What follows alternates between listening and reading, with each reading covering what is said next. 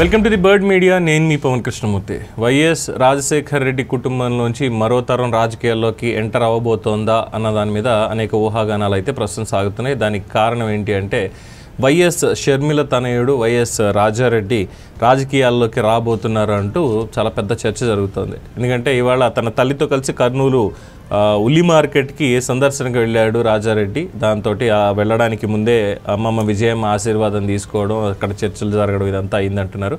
So ఇవన్నీ చూసిన తర్వాత రాజారెడ్డి కూడా రాజకీయాల్లోకి రాబోతున్నాడు, లేదంటే తల్లితో పాటు కర్నూలు ఉల్లి మార్కెట్కి వెళ్ళాల్సినటువంటి అవసరం ఏముంది అనేది చాలామంది చెప్తున్నారు. అలాగే ఎక్కువగా ఈ దైవ కార్యక్రమాల్లో, ప్రసంగాల్లో వాటిల్లో ఈ మధ్యన ఎక్కువగా వీడియోలు అవి చూస్తూ ఉన్నాం, అందులోనే పాల్గొంటున్నాడు. అలాగే తనకు సంబంధించిన వ్యాపారాలు, చదువు, వివాహ జీవితం ఇవన్నీ కూడా ఉన్నాయి. ఇప్పుడు రాజకీయాల్లోకి ఎందుకు వస్తాడు అనేటువంటి వాళ్ళు కూడా చాలామంది కామెంట్ చేస్తున్నారు.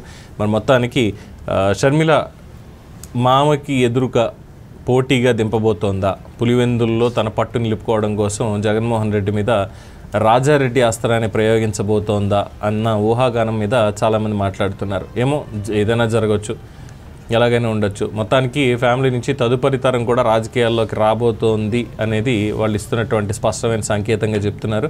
మరి ఏంటి అనేది అధికార ప్రకటన వెలువడాల్సిందే.